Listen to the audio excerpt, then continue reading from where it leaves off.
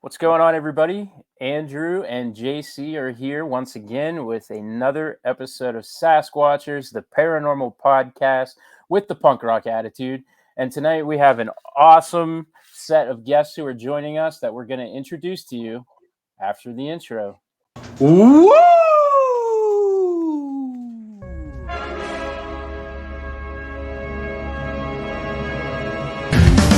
Drew and John on the airwaves, seeking mysteries that can't be explained. Sasquatchers chasing shadows in the night. In the realm of the paranormal they ignite. Sasquatchers podcast pioneers, unveiling the unknown with curious ears. From specters to Bigfoot, they dig deep. Sasquatchers on a quest that's unique.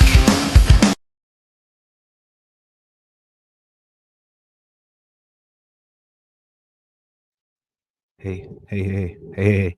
Did you guys hear that? Yeah, me either, because it was so loud it blew my eardrums out. And now we have your attention while we introduce our guests tonight, Jaron and Roman from the Supernatural Station. And I'll let them go ahead and take the floor and introduce themselves. Hey, what's going on, you guys? I'm Jaron. Got my brother Roman here with me. Howdy. We're from Utah, and we started doing this podcast like 2 years ago, almost 2 years ago. But yeah, we're really getting into it. Had some experiences, so it's just one of those things that's just led to this point, just having these conversations with people. And so we're part of the Supernatural Station. My brother started it. Roman started this 2 years ago, and then he just kind of brought me into it, and we've had a really good time with it. So appreciate you guys having us on. It's been fun. Yeah, no. Absolutely. We're excited to talk. 2 years. That's you said you were new. You guys have us by like a year and a half. But We weren't serious by any means early on. Now we're starting to try to be a little more serious, and Like put a little more work the into last it. 30 episodes or so has kind of been this year. So for the first 20 episodes, they were the previous year, or even less than that.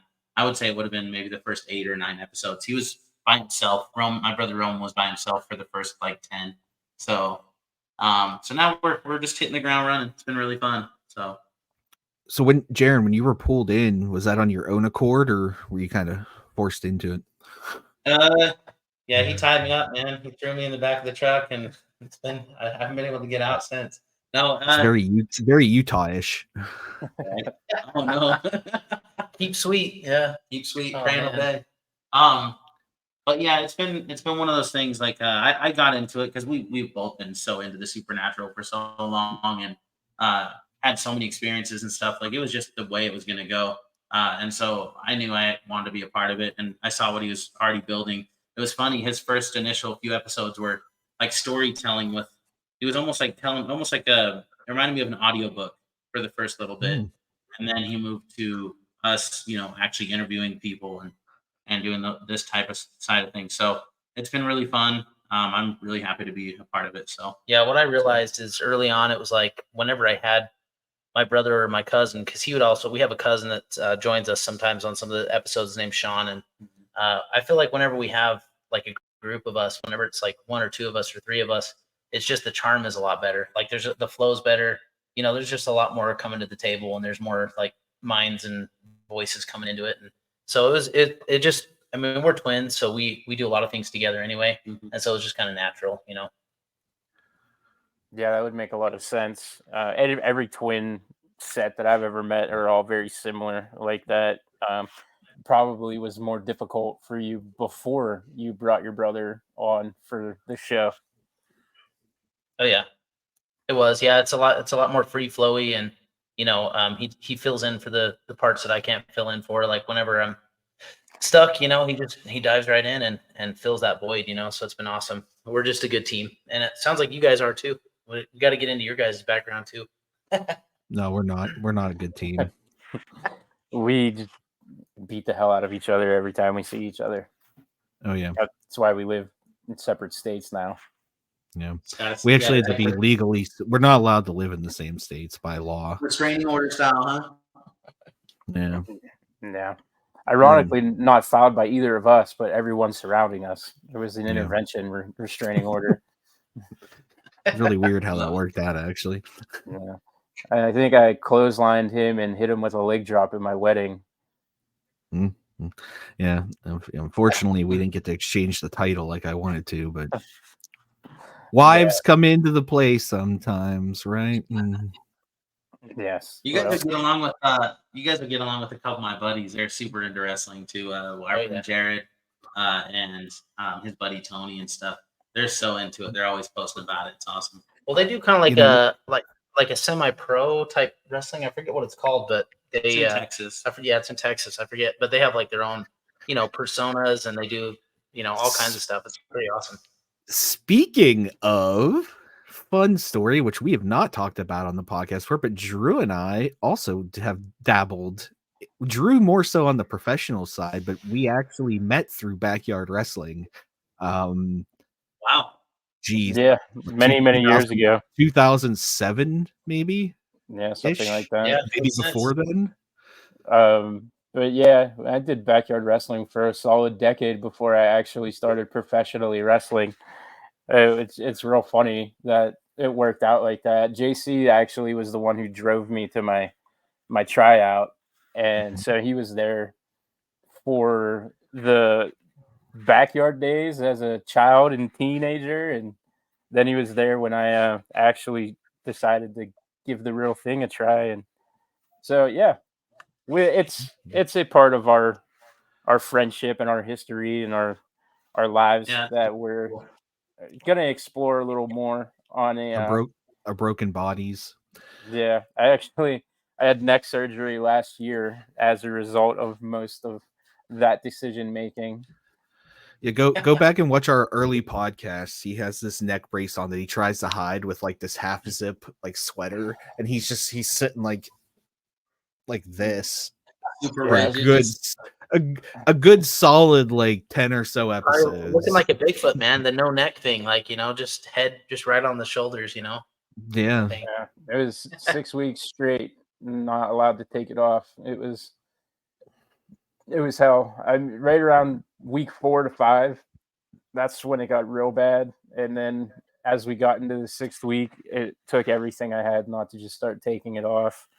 But that's kind of what got the podcast rolling, though, because you had that time. I work from home and I don't do shit at my job.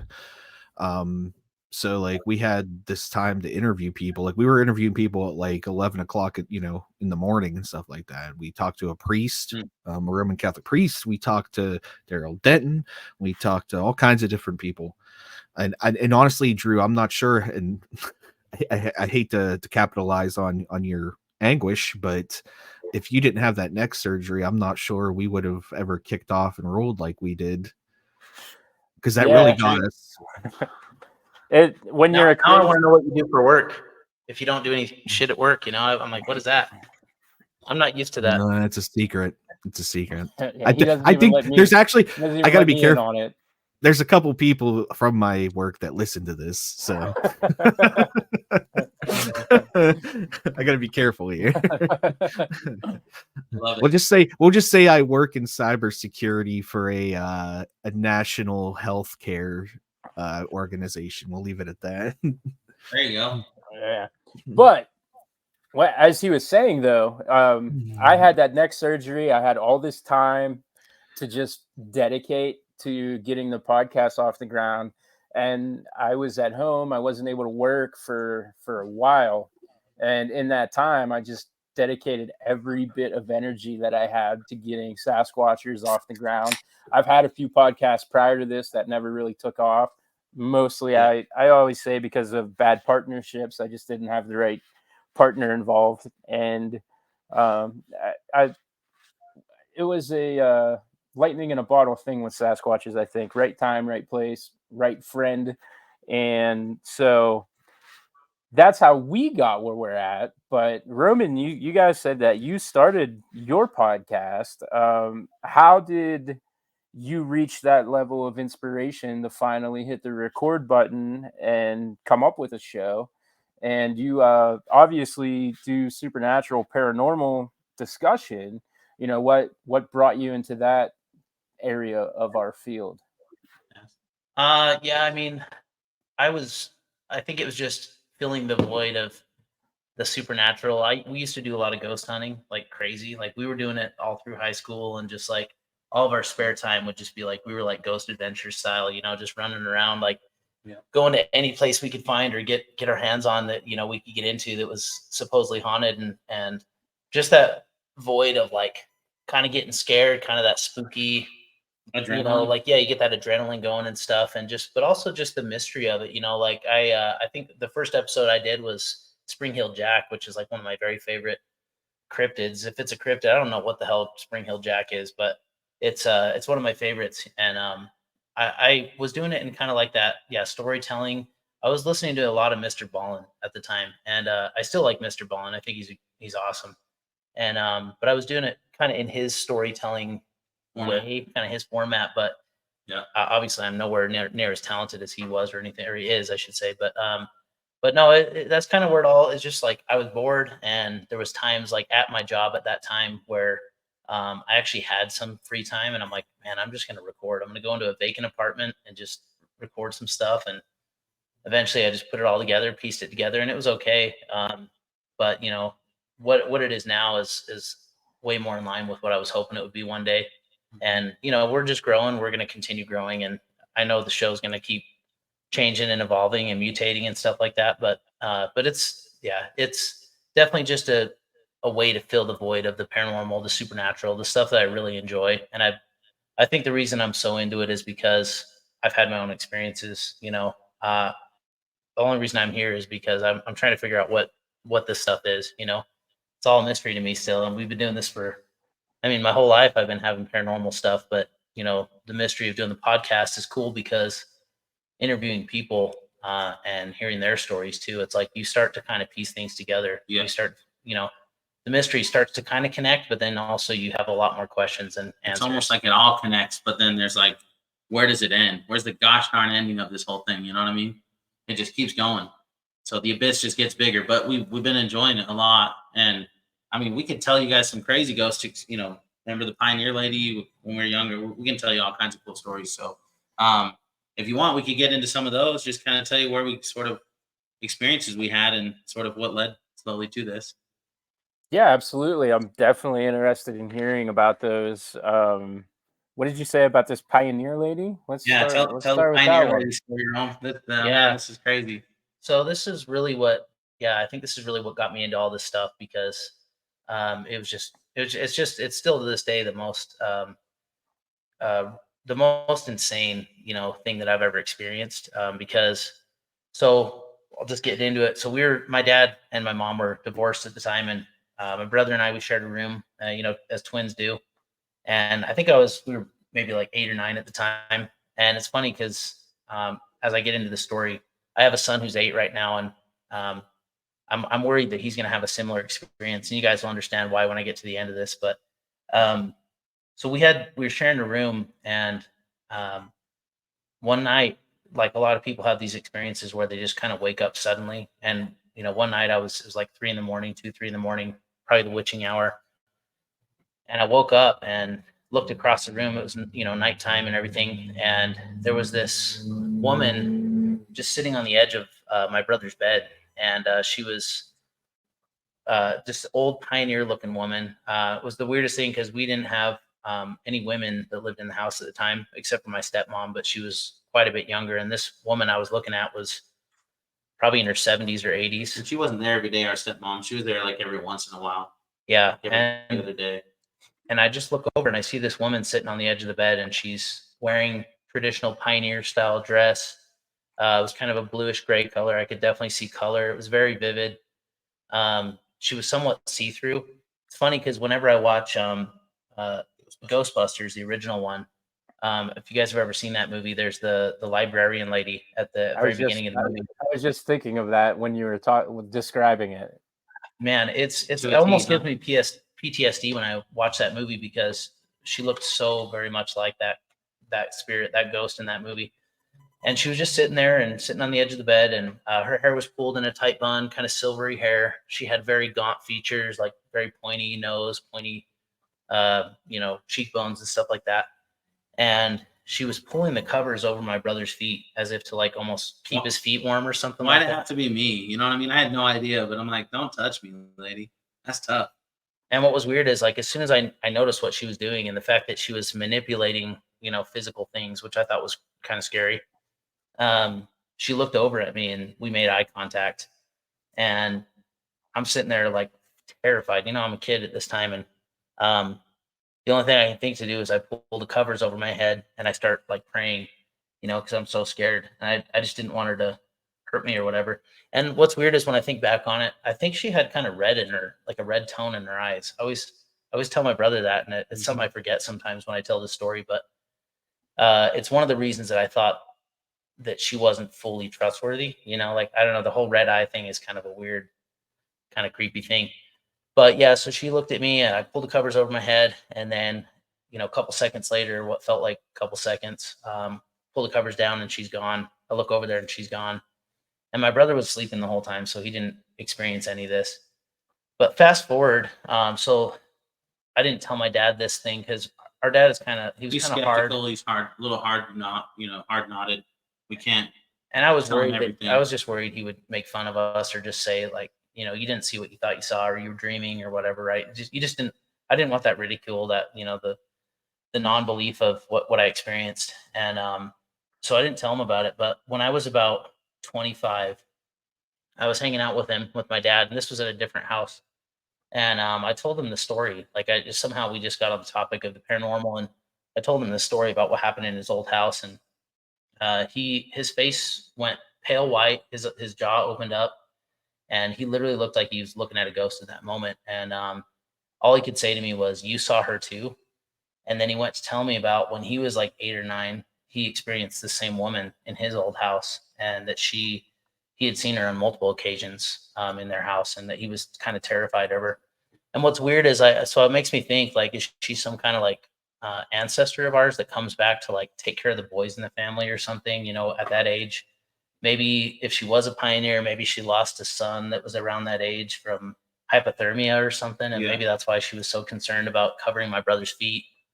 I don't know. These are just where my mind goes with it. But like I said, fast forward now that I have an 8-year-old son, I'm like, I'm just waiting for the day that he tells me he sees her too. Because she's not limited to a specific house or anything. She's somehow connected to the boys in our family. Yeah, the dad's lineage or something.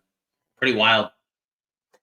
Yeah, but I guess outside of the creep out factor, this is something that has generationally been seen, and everybody seems to be unhurt and unscathed. So that might Yeah. be something to kind of take solace in, and maybe not be quite as fearful that an interaction might occur with your son, because That's true.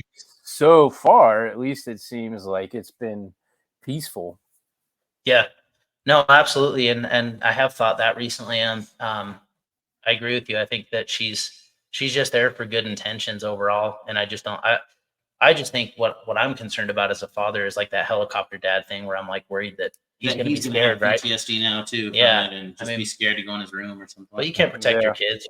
Eventually, they're going to see things, they're going to experience things, and you just got to let it happen. So, but yeah, that's definitely the one that sticks in my mind the most because it was so vivid. Like I can still see, the fabrics on her dress and like the the individual strands in her hair and all that kind of stuff. Yeah, that's intense for a child to see. And uh, I mean, how do you feel about this story, Jaren? Considering you were asleep the whole time, and you have to like kind of almost take your brother for his word that all of these things were happening with this ghost. Like, what's your reaction when you wake up and he's like, "Dude, the ghost from the librarian from Ghostbusters was rubbing your feet, man." Well, that good question. The house we lived in though, like my dad's house, there was. I'm gonna speak right here a little more. The house that we lived in was scary. Like that house. So I knew it was real when he told me and I was like a little scared because I'm like violated. Like she's touching me. You know what I mean? That's creepy. So then I literally, guys, I can't have my feet out when I sleep anymore. that's a thing I've always done now. I cover my covers over my feet and stuck it under my feet, and so my feet are completely covered. So if anything creepy crawly's trying to touch my feet, it's not going to happen. So that's been a thing ever since after he told me that. But we used to like that house, guys. Like it was crazy. My cousin, our cousin that's part of this podcast every once in a while too, he slept over one night, and we were all sitting in the front room, and all of a sudden, completely sleep. 1 in the morning, something like that, and the TV just turns on right in front of him, and we were right in that front room. It's old Friday night, Saturday morning cartoons the next day kind of Dude, thing. this is like 90s party, like traditional, like you get pizza, you Yeah. got Super Nintendo, you got like Dude, that sounds Slurpees, awesome. Yeah. Slurpees. Well, Slurpees is the Slurpees, reason Slurpees, man. Slurpees is the reason Drew can't hang his toes over the bed on my house, but that's a different story. No, but the TV turned on and he couldn't find the remote, and the TV, he finally found the remote, turned it off, turned back on him again. And then he heard this weird voice inside the TV, like similar to like poltergeist or something. So, and then he had experiences at his house that we would stay at his place. And so I think it was connected to my dad's side because he's related to us through my dad as well. And his mom is our aunt. And so I feel like there's some weird connection there. Every time we get together, that was the ghost hunting group that we used to do as us three. And it was always that triad, that triangle of excellence where when all three of us were together, something happened. And it was always really intense. So I don't know. I definitely believed it. It was scary. And then, fast forward to a couple years later, we were in Schofield, Utah, which is an old mining town. And there was 500 people that died in this mining disaster. It was the biggest one in the early 1900s before any other mines blew up. It was the biggest one in the whole West, right? Yeah. At that time. Wow. But yeah, you guys will have to look it up. It's the Winter Quarters mine disaster is what it's called, but it took place in Schofield. Winter Quarters was like a side town right next to it, kind of in the canyon.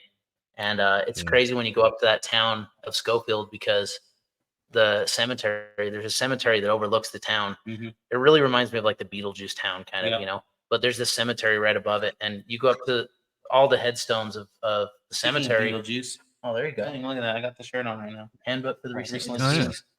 But when you go up to the cemetery, all the headstones read May 1st, 1900, May 1st, 1900, because all the men died in that mine disaster. And so it left, fatherless children, women without husbands. And, that was a livelihood. That's how they made their money and stuff. So it's a really tragic situation. It was a freak accident, and it blew so in Winter Quarters, it was a canyon, right? With two big, huge mountains.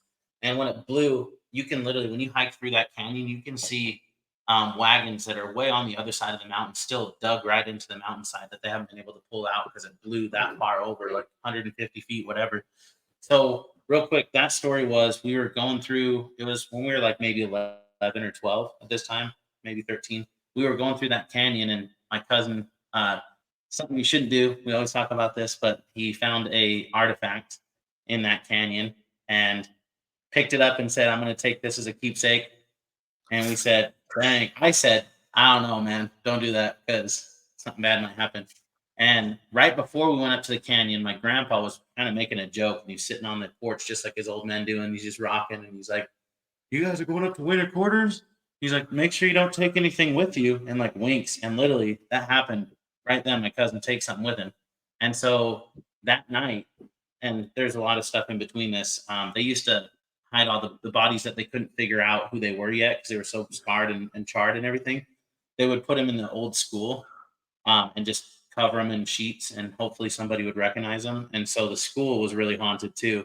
And we broke into the school that same summer that he took the artifact. And so I think this was just a big culmination of things that happened later. But we broke into that school. We took a video of it. We could actually probably find the YouTube video and show you guys. Yeah. It was probably the best evidence we've ever caught on video because we broke in. It was a big gymnasium at the top. We left the camera there, and then we left. And when we left, there was 30 seconds later, something like that. All of a sudden, there you go. Yeah, there you go. You're finding some stuff about it. But yeah, all of a sudden, you can hear like kids laughing and like almost like basketballs bouncing and just weird stuff in that school. So we definitely caught some good footage there. But that night, this is the craziest part. We were staying in a tent that night, and it was just me, Rowan, and my cousin Sean in the same tent. We were kind of the outcast because we were the boys, and there was a lot of Mormon women and stuff that had to be in the camp. There's a cabin, and then there was like trailers, and then there was the tents, and we stayed in the tents. And that night there was a street light shining right on the tent, and so you would be able to see a shadow at a certain angle, right, based on that light. But that night I woke up to some. It almost sounded like thunder winds, right? Just really powerful winds. And I'm like, what the heck? It's probably 3 a.m. I look up and I see these little kid hands hitting our tent, like two at a time, all around the entire tent, like all up on top of the tent, on the sides of the tent. One of them was trying to poke me because I was close to the edge of the tent. It was hands, like little kid hands. And I'm like, there's a street light aiming at us. You should be able to see shadows of people that are hoaxing this, right? And if they were way up top and they're kids, they would be falling into the tent because it was a pretty tall tent. So I'm like, what is going on here? And I was petrified. And I kind of turn over really quietly and I look over at my cousin, and he's just staring wide eyed, looking at me, not making a sound, not moving. And I'm like, we both just kind of nodded at each other, like, hopefully we get through this night. And then I woke up in the morning and we told Roman, and he was just like, I heard it too. I saw it too. So all of us corroborated this crazy incident that happened that night. What's wild about it is, just to interrupt a little bit, but what's wild about it is they were like little tiny hands, like the size of maybe, a 5 or 6-year-old or something like that. Not like a 10-year-old's hands or anything. These were small hands. And there was maybe, 10 sets of hands all around the tent.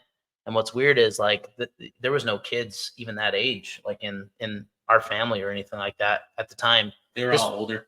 This was a family reunion thing that we were dealing with, but yeah, it was really weird. And then, we got made fun of it the next day when we kind of started telling family and friends about it, because they were like, oh, you're up in the night. But what I also remember about it was I could almost hear giggling too, like little giggles, like mischievous laughing or something while this thing was happening. And so, yeah, that was and crazy. Right after that, we took that artifact back in the canyon and threw it right back in the canyon, and we left it at that. That's the one thing we did, yeah. But that was ridiculous. That was those are just the start of the experiences we've had. But that's kind of where we've led to wanting to talk about this stuff, because people get ridiculed.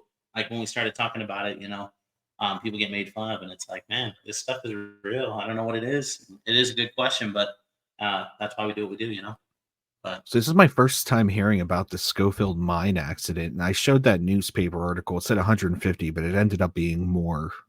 It was 200 plus, and there's even unaccounted people. Yeah, that's too. what their bodies, charred bodies, were in the school, because they couldn't figure out who they were. You know what I mean? And that's even scarier. That's even more sorrow. Right. It was a whole mining town lost all of their fathers. Like, insanely tragic situation. I'm sure that's just a breeding ground for all kinds of just spiritual tomfoolery of all sorts, right?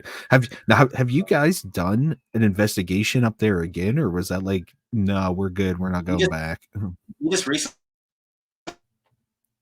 ghost hunted it last 2 years ago. Yeah, and you caught a really cool on. I'll have to share with you guys my MVP. It's probably the best one that we've got over the years, and we've done, like I said, a lot of ghost hunting and stuff over the years. We've got some good ones, but I was by myself in the cemetery nighttime, and I was just sitting on this kind of like concrete barricade type thing that was up in the cemetery, and I was by myself, and my cousin and my brother were way off on the other side of the cemetery, and there was nobody in the town. Like literally, there's probably 3 people that live there year round. It's the tiniest little town. Yeah.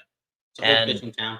It's nighttime, and I'm sitting up there, and I'm starting to get a little brave. I think I had like a drink or two, and I'm like, feeling kind of tough and everything. Liquid courage. Yeah, and so I started asking these crazy questions, and one of the questions that I asked, what was it that I asked again? I'm trying to remember, and it said something. It responds like in a very intelligent way. I'll find it. I'll pull it up and send it to you guys. I'm gonna send it to you. But it's crazy because it's like this. You can hear the pitch change in the voice.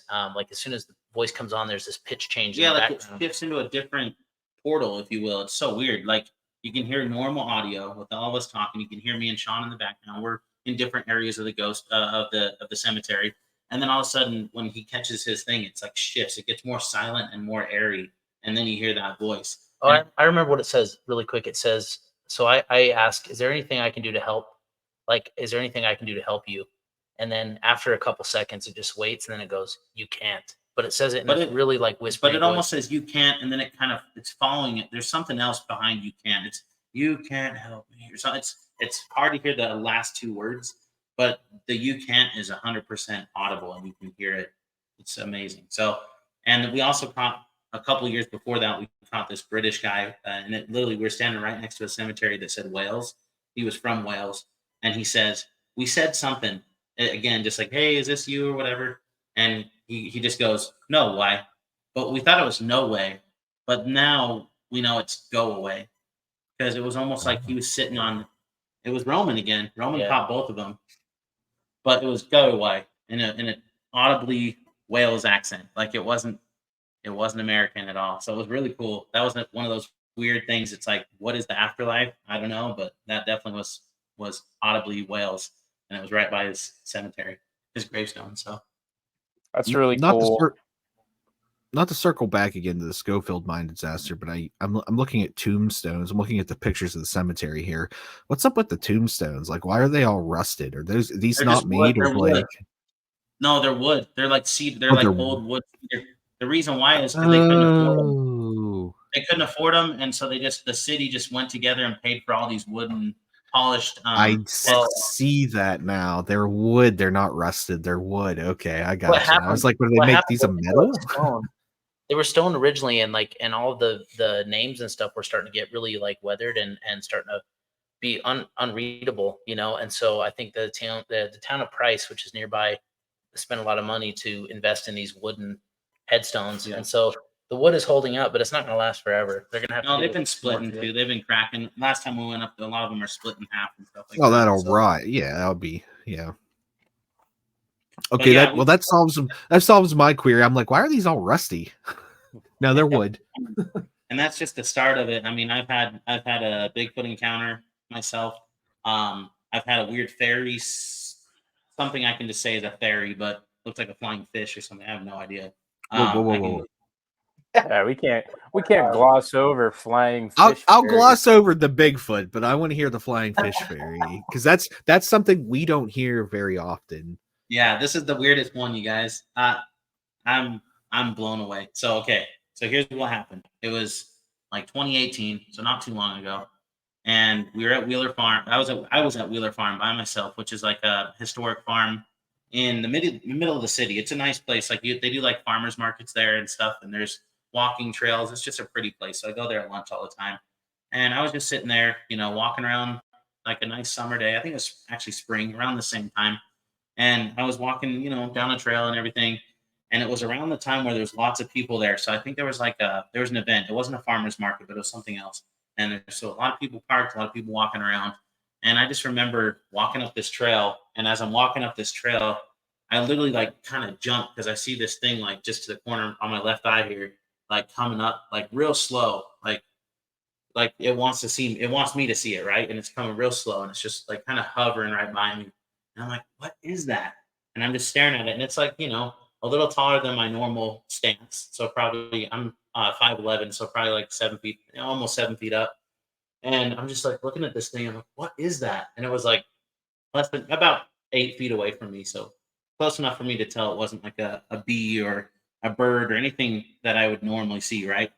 And I'm like, what is this? And it had this round, it was floating real slow.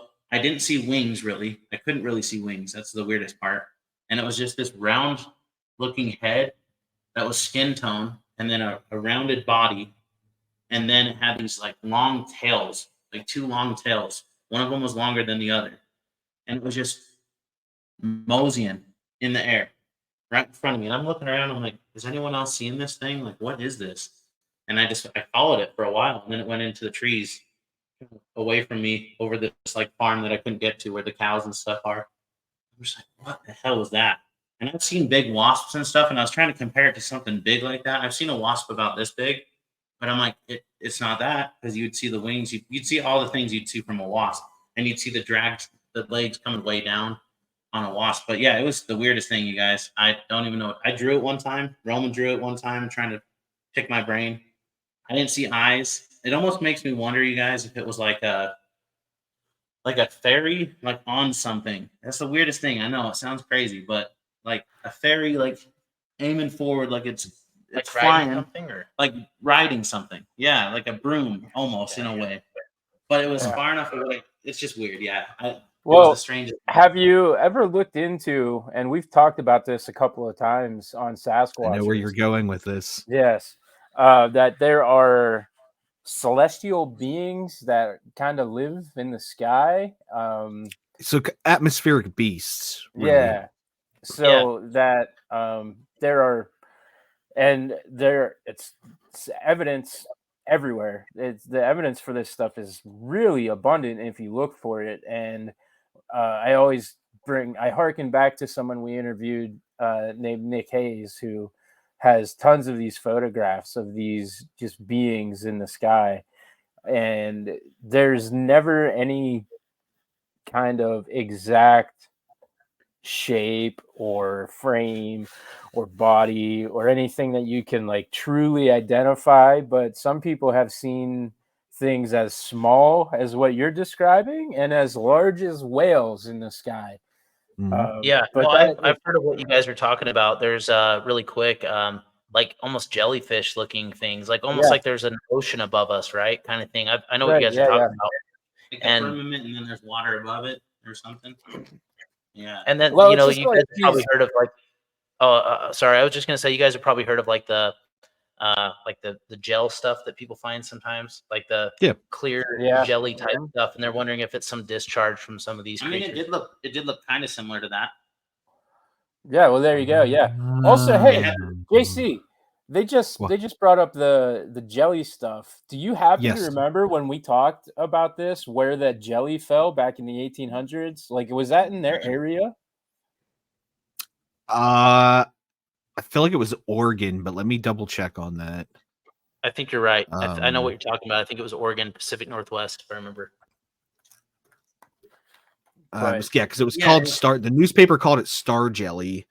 Where was this? Yeah, sorry, keep talking. I'm investigating. I was ahead. going to say, some people think that that was some kind of like exploded one of these creatures that live up there, like pieces of it or something, right? Or, yeah, you know, like, or just a discharge from it. But yeah, I know what you're talking about. And that's where my mind went when I heard this story. yeah. So that might Yeah, be something to you maybe study and yeah, look into a little bit more. it was in a small town in Oregon in the 80s, but there are reports that date the whole way back to 1280. Oh wow. Well, and In the weird thing about this thing, England. no, you're good. The weird thing about this one is it was. I could definitely tell it was on a mission. Like it wasn't just like a piece of a fragment of something. It was intelligent for sure, whatever it was, and it was moving slow, which is weird to me because it was right around so many people, you know, and nobody saw it. It was like it was just for me, which is the weirdest thing I've ever. Same thing with my Bigfoot experience. It was just for me or Well, something. also, But you saw it twice, didn't you? This little fairy thing. I saw it twice. There was Yeah. another time too, and it was over at Pinehurst where I used to work. So it was in the same area, like Midvale, Utah. And the second time I saw it was like 6 months later, and I freaked out. And I texted my brother. I'm like, just saw that thing again, and I'm like, am I freaking going crazy? Like, what is going on here? But it flew right by me again, right by the mailboxes. Like when you come into the office, there's mailboxes right here in some grassy area, and the sun was shining, so it was kind of like coming into my face. I'm like, wow, it's bright today. And then right when I like focused, there was that thing right there, and it like made me jump again because I thought it was a big wasp or something. And I'm like, what is this thing? And again, nobody's around to like see what's going on. Like nobody's paying attention to it, and it was just moseying. It's not like it's trying to go very fast, but it's definitely moving in a direction and going somewhere. And so, yeah, it's unique, guys. I don't know what it is, but Did you have like any? Did you have like any unusual occurrences or events or anything that happened before or after around the time that you saw this? Maybe you never even considered that. Yeah, I never put the pieces together like that, but there probably was. I mean, there's always, we're tapped in a little bit, you know, I feel like. So it just seems like there's always, so me and Roman are part Hopi Indian, Native American. My grandma on my dad's side is the Native American side, which is where my cousin's from too and stuff. So that's why it makes me wonder if there's some kind of supernatural connection to maybe what the natives did back then. I don't know. It just feels like, you know, I just go back to that. I'm not sure why, but it just feels like there's something there. But yeah, I never put the pieces together, JC. I should have, but that's a good question. Yeah, see, I wouldn't put the pieces together either, even though I talk about this all the time. I'd see the Mothman on the bridge, and then I'd still drive across it, right? Same.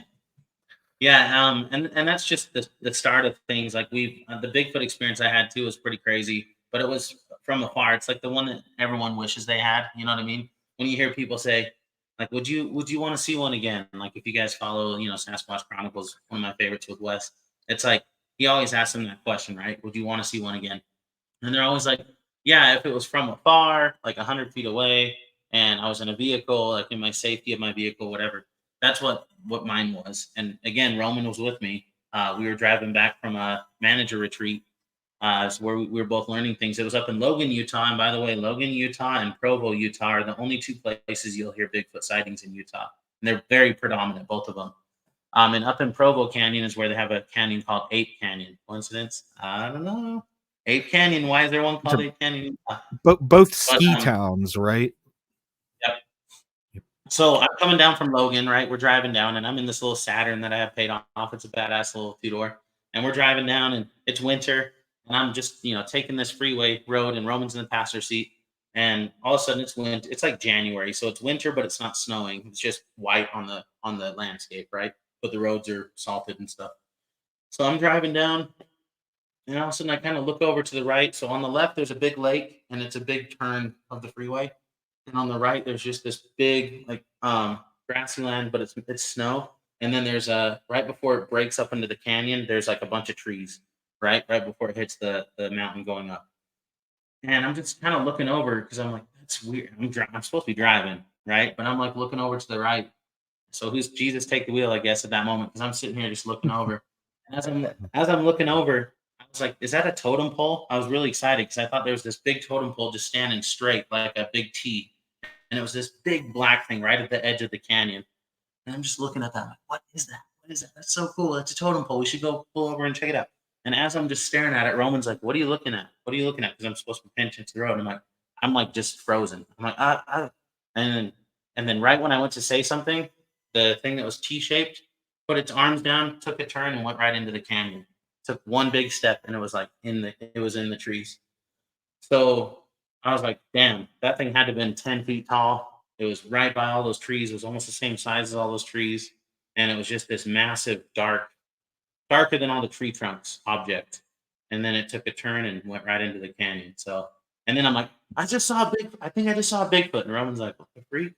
And I'm like, dude, I can't show it to you now. It's gone. Like, it was just one of those things. But, yeah, that was a pretty odd experience for sure. Crazy stuff. I was muted there.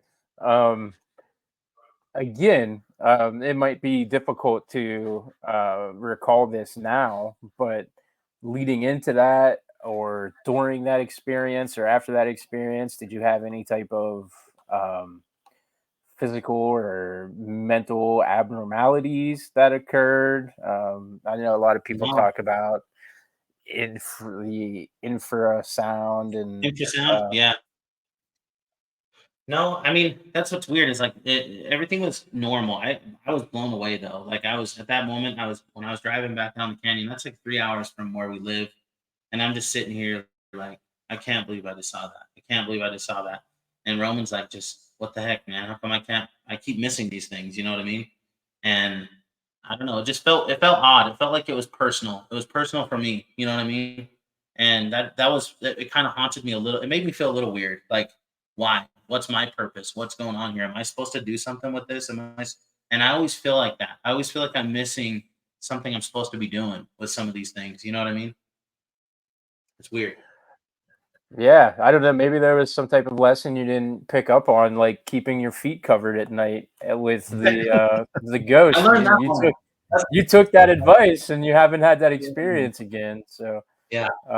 yeah, You know what's I weird don't know. about my brother is he's kind of like the cryptid guy. Like I'm always like, you're the guy that's gonna see the cryptids, the weird like living things that seem like they're living, right? Like I guess I'm the ghost guy and you're the cryptid guy. You know, Seems like 'cause- that's what it is. Yeah. yeah, like I see more ghosts and he sees more of these weird things, these creatures, and I'm like, all right, I'll take the ghosts because they probably aren't gonna like hurt me. Maybe like a Bigfoot might be able to, crush your yeah. rib cage or something.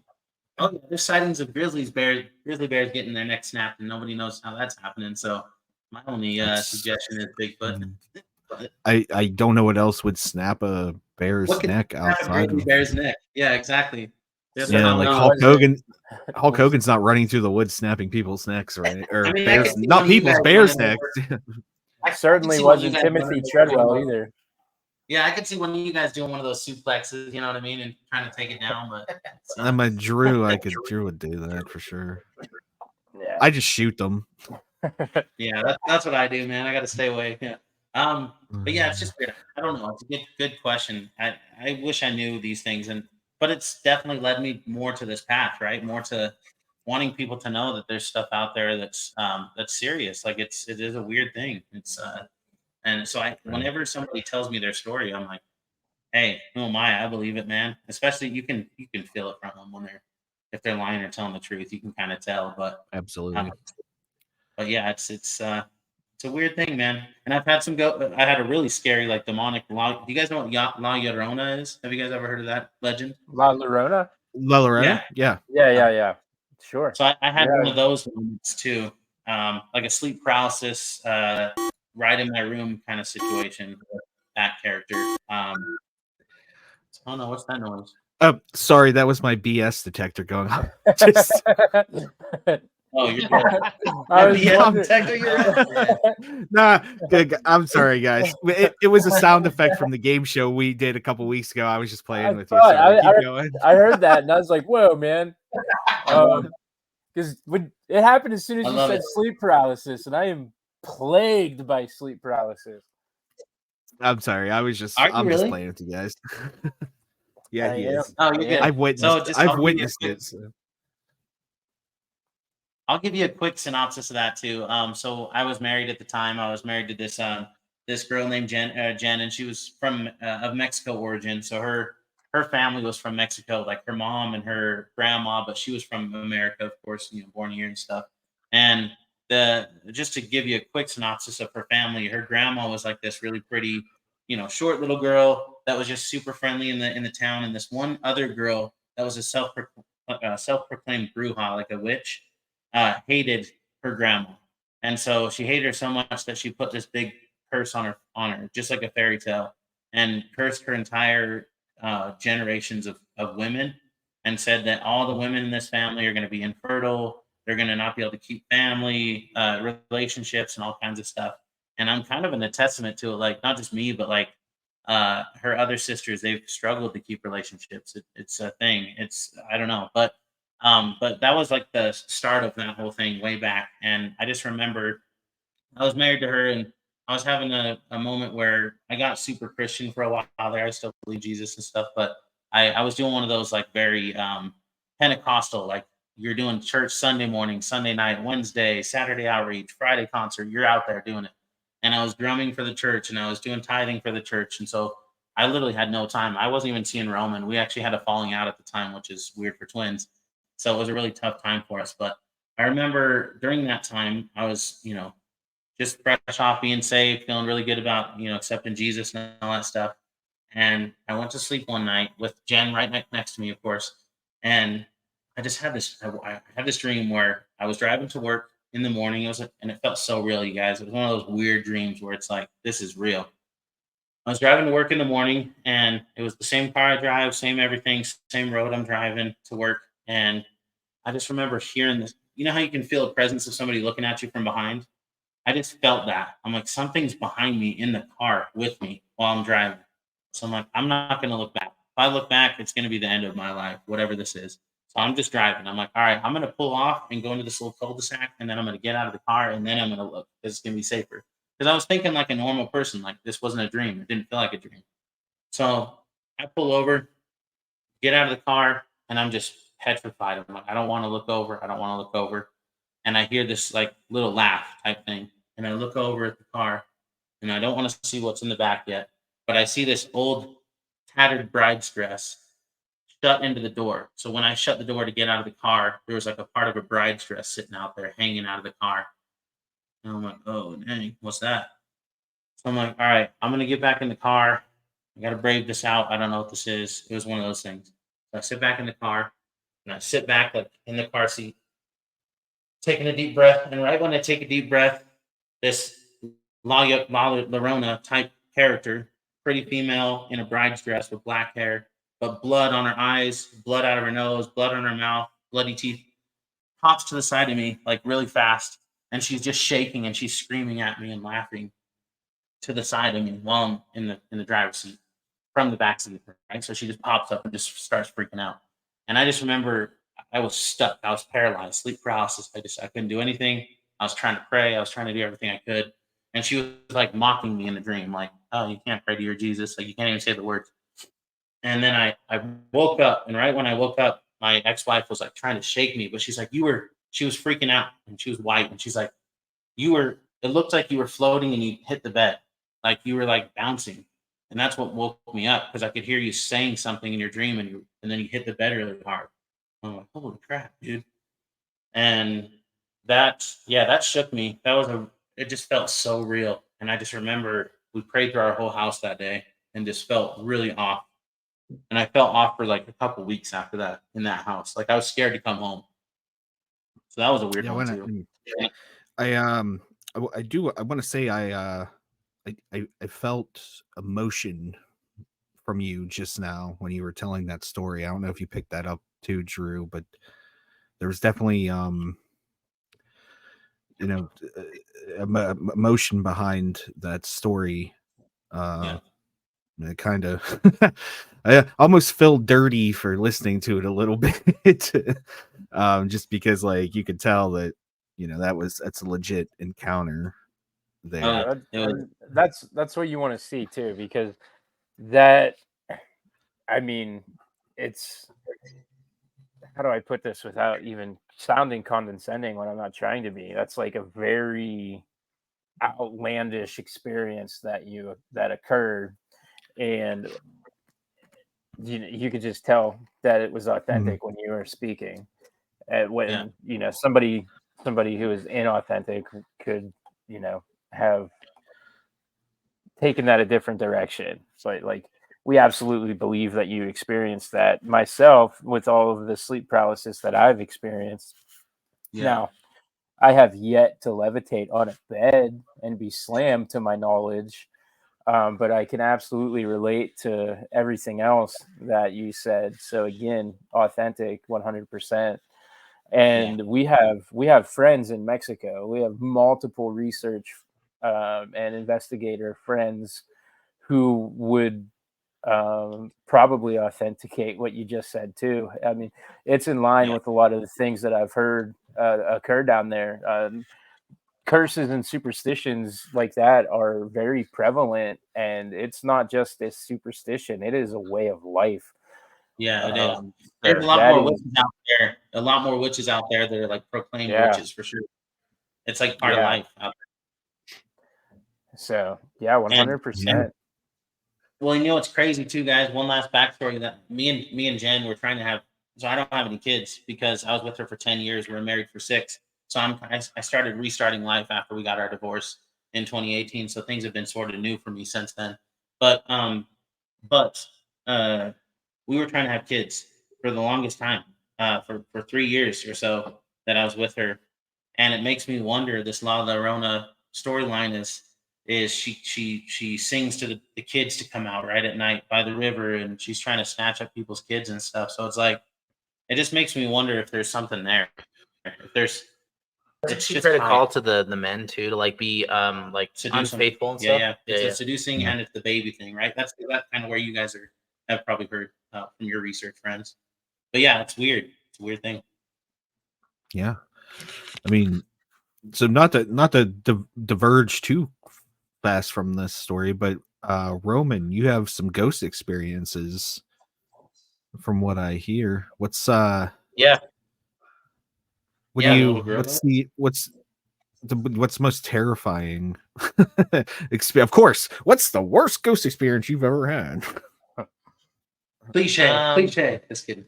Well, I don't know Yeah. about like terrifying. What's weird about my ghost experiences? They always kind of catch me off guard a little bit. So it's not like I don't know. For some reason, I don't always get the pure fear feeling like right away. I'm more like not sure what's happening a lot of times. But like so one of the ones that my cousin and I saw.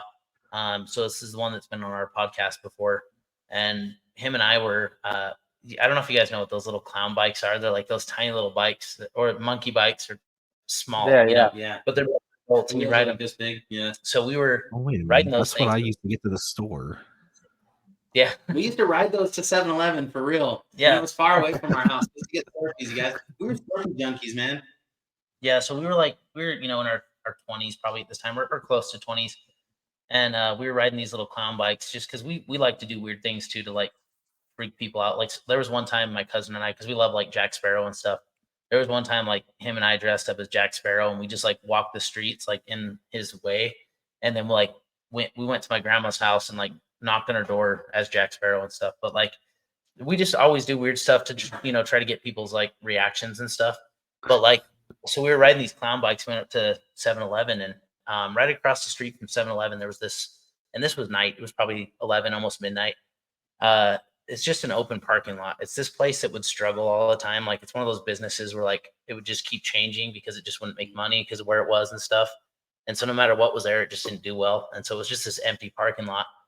And him and I both look over randomly, and we both saw the same thing. So it was cool to have that corroboration. But there was this figure standing there right next to this bush, and it was like you could tell it was looking at us. But what was weird about it is, so it was a apparition of a male, probably in his teens or 20s. What was weird about it is I could tell it was kind of that 80s era feel, like the clothing and stuff. He was wearing like a baseball cap, like a blue baseball cap, and a gray t-shirt, and blue shorts, and like long socks, and blue like tennis shoes or something. So definitely kind of like a sporty outfit, athletic outfit. And but what was weird about it is his face was just like forehead all the way down. Like there was no eyes, there was no facial features at all. It was just forehead all the way down. So just and him and I were looking at this thing, and this was after like we did a lot of ghost hunting, and we were kind of going down a rabbit hole of like kind of doing things in like a kind of like Ghost Adventures was popular at the time, I think, and we were doing like the provocation and stuff like that. And so I don't know, I feel like we kind of enticed this thing to come out, and it was probably some demonic entity. But anyway, I yelled at it when I saw it. I instantly said, "You need to stop hiding in the shadows." And then like instantly we both like looked away for a second and looked back, and it was gone. Like it disappeared. So that was really weird. We both saw it. It was like you could tell, all the details and stuff on it. But then more recently, so we're living in this house that we were in. It's a basement apartment, and it's actually a house we still own, my wife and I. And my son was he was probably 3 years old or somewhere in that range.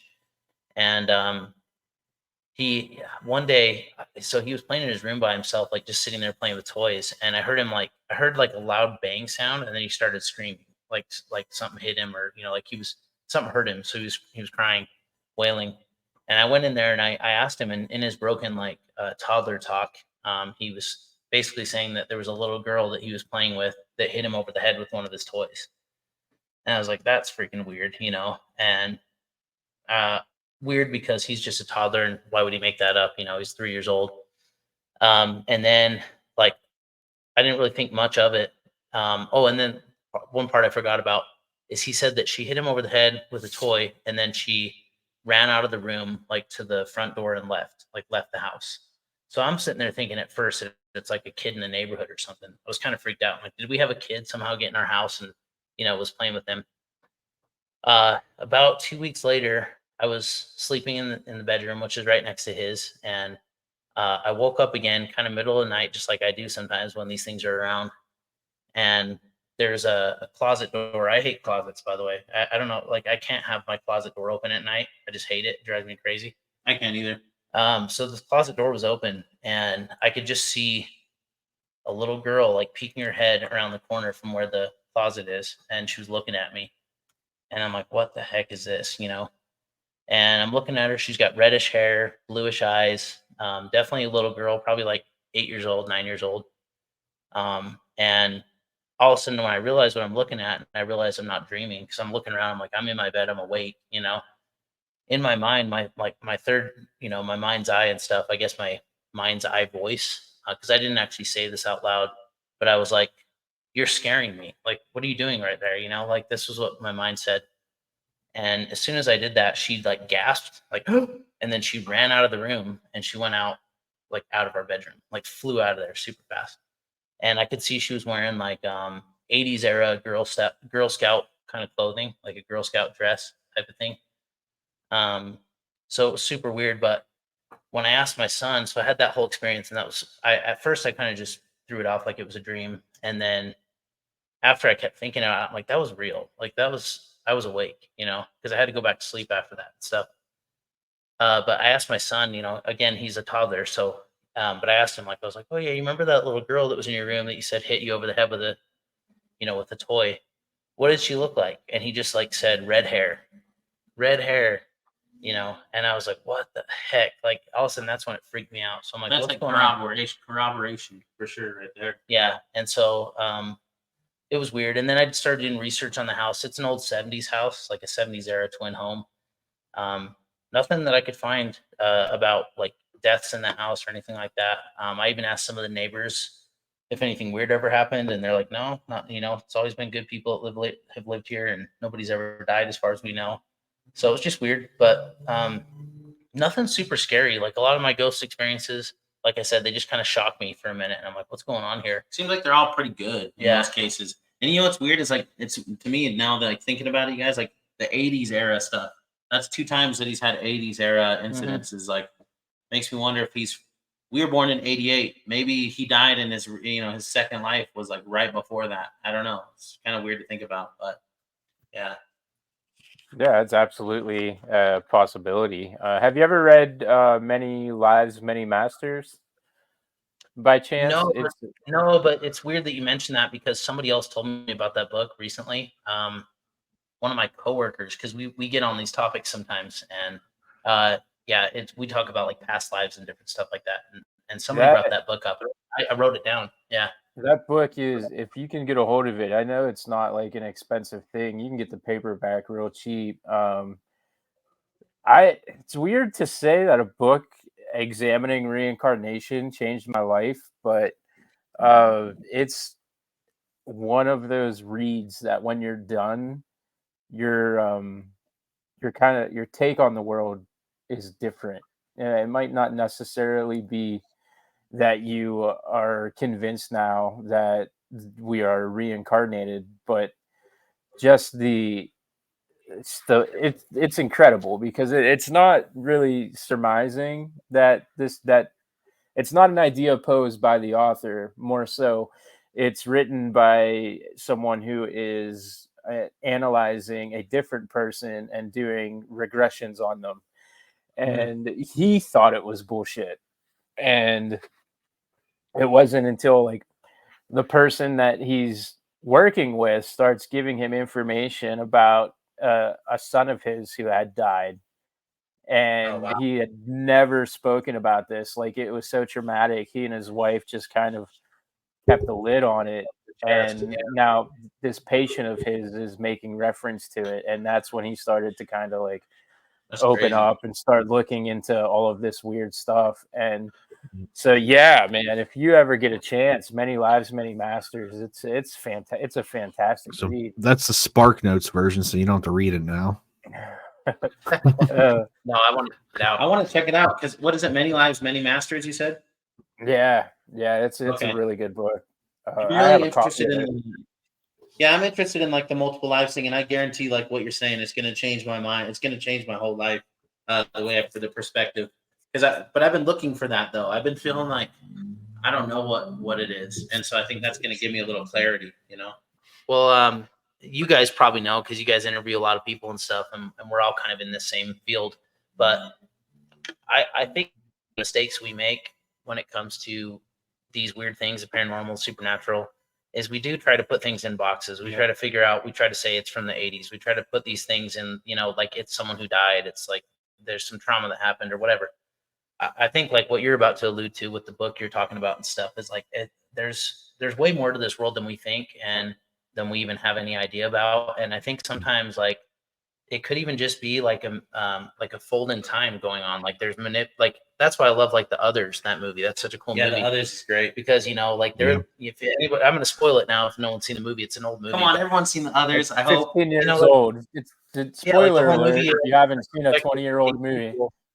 It's brand new, man. But like the whole movie's in the perspective of these people in their life, right, in this like Victorian house, and they're having all these like ghostly experiences, and then you come to find out later that actually they're the ghosts, and like they're living in this house, and there was even you guys might know this too. There's even an EVP like in real life that was recorded in a similar way with like a grandpa and his grandson or something, and I don't remember the gist of it, but it was kind of like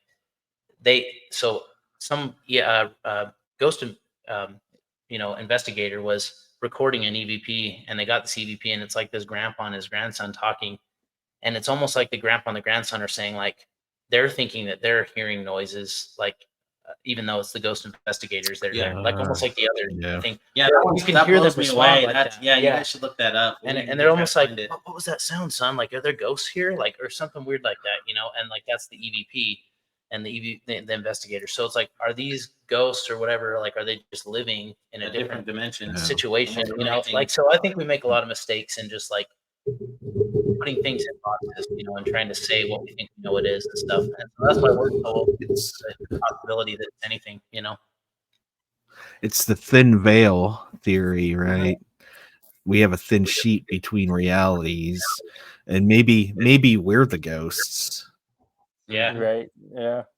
I hope I'm a terrible one. Yeah. I would hate to be haunted by him sitting on his MacBook on the couch all day while I'm trying to enjoy television or something. Man, you literally just summed up my life so perfectly. Yeah. Well, I'm seeing the time here, and we've hit over an hour. That was a fast recording session, and man, there's stuff you guys didn't even get into, so we'll have to do it again sometime. Absolutely. Yeah, I'd love you guys. Yeah, absolutely. Yeah, great. This part of the show, we kind of always hand it back to the guest real quick so that you can get any links, any type of promotion that you want to do. It'll give you the opportunity here, and of course, we'll include it all in the show notes and everything. But yeah, man, let everybody know where they can find Supernatural Station. Real quick, find us on if you want to look us up on TikTok. We have a TikTok channel. It's just Supernatural Station Podcast.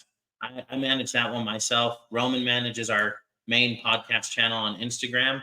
So you can also look up Supernatural Station on Instagram as well. But also Supernatural Station 5 at Gmail is where you can email us any experiences you've had. And we're always the type that's like, man, we'd love to interview you.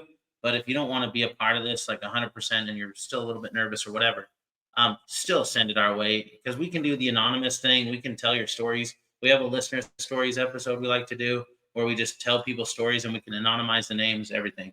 So that's, I guess, my plug. But where's yours? Yeah, no, and I would just say Instagram is our most active area. Like if you just want to find us on Instagram, we're doing a lot of posts all the time. And a lot of times it's not even, podcast related. Sometimes we're just sharing stuff that we find interesting. And like today I shared a picture of like what looked like a Bigfoot hand that some hikers found in California that was pretty crazy. And it's just a picture. I don't have a lot of information behind it, but just stuff like that. We like to share that. So follow us on there. I think it's a pretty fun spot. And then our Facebook group is just Supernatural Station Podcast Facebook group. So you can search us there, and it's an open group. You can just join it. It's a forum type thing where people communicate and share ideas and stuff. We have like 80 people on there right now or something like that. And so it's growing and everything, but it's fun because we do a lot of sharing on there, and that's where we, promote our podcast a lot and stuff like that. But yeah, that's about it. But yeah, just find us on Apple or Spotify, anywhere you get your podcasts, just Supernatural Station, just search that. It's a little train symbol with a ghost in the smoke, the train. And it's a skull in the smoke. But yeah, we enjoy it, guys. It's been fun. I actually like the logo. For some reason, it reminds me of you guys watched the movie and the TV series Snowpiercer. I have the one with Chris Evans, right? That was the movie. Yeah. And now and there's a series that has Sean Bean in it. Oh, gotcha. Okay. And he's not dead yet, which we all know the trope Shocking. is Sean Bean dies in every movie. What did you guys say the email address was? supernatural5@gmail.com. Is that it right there? Supernatural Station 5 at gmail.com. Oh, 5 is like Station my 5. I'm lucky number sorry. back in the day. But yeah, Supernatural Station 5 at Gmail. Okay, Supernatural Station 5. I'll pop it down here in the video in 1 second if I can spell. Yeah, that'd be There we great. go. Oh, and But look at me being a nice co-host and not giving you shit for the fact that you messed up, unlike my co-host. Oh no. Is that a hit at me? Is that what Hit that at you. was? It was a jab. It was Yeah. a jab. Jam. Okay. But Hey, right, get ready yeah. for this minute-long outro that nobody wants to listen to. Actually, I decided I hate the new outro and I'm going to play the old one. So I only put up with it for 3 weeks myself. I'm back to the drawing board on that. But yeah, everybody check the links out. Check the podcast out. These dudes were cool. This was a good episode. It was a lot of fun. I'm sure that you'll find more of that on their show as well. We will see you next time. And I'm going to hit that outro button now, the old one, because the new one sucks.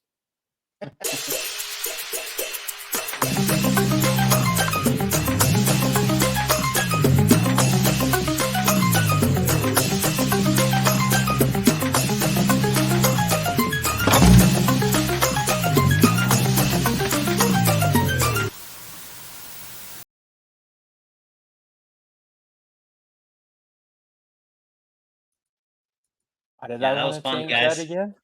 Thanks for squashing, everybody. Squatch